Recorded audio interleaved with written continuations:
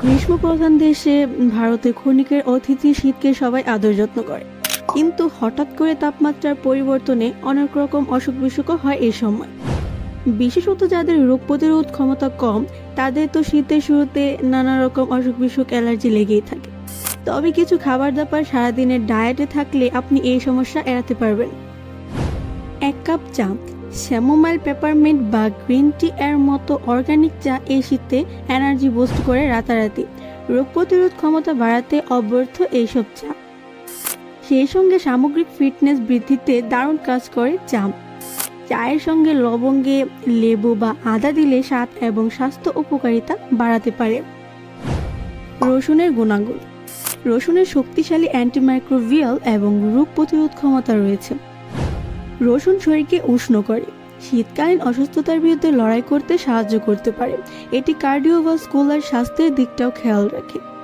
রসুন ব্যবহার করা যেতে পারে স্যুপ, স্টু, ভাজা শাকসবজিতে, এমনকি স্যালাডের ড্রেসিং বা ডিপের মধ্যে কাঁচা রসুন ব্যবহার করুন। হলুদের কামাল। শরীরের প্রদাহ কমাতে হলুদ কারকিউমিন নামক একটি যৌগ রয়েছে, যার শক্তিশালী অ্যান্টি ইনফ্লেমেটরি বৈশিষ্ট্য রয়েছে। এটি রোগ প্রতিরোধ ক্ষমতা বাড়াতে এবং শরীরের প্রদাহ কমাতে সাহায্য করতে পারে। আপনি হলুদকে তরকারি, স্মুদিতে যোগ করে বা এমনকি হলুদের ল্যাটে তৈরি করে খেতে পারেন। আদার সুরক্ষা। আদা রক্ত সঞ্চালন বাড়াতে এবং শীতকালে শরীরকে উষ্ণ রাখতে সাহায্য করে। শরীরে বিভিন্ন রকম প্রদাহ রুখতে ও শীতজনিত অসুস্থতা নিয়ন্ত্রণে রাখতে দারুণ কাজ করে আদা, যেমন সর্দি, কাশি এবং ফ্লু প্রতিরোধ সহায়তা করতে পারে। আপনি আদা চায়ের জন্য উষ্ণ জলে আদা নিয়ে খেতে পারেন। দারুচিনি।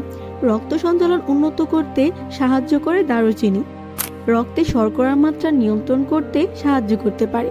এর অ্যান্টিমাইক্রোবিয়াল বৈশিষ্ট্য রয়েছে, যা শীতকালীন অসুস্থতার বিরুদ্ধে লড়াই করতে সহায়তা করে। তো ভিউয়ার্স, কেমন লেগেছে আজকের ভিডিওটি? অবশ্যই কমেন্ট বক্সে কমেন্ট করে জানাবেন।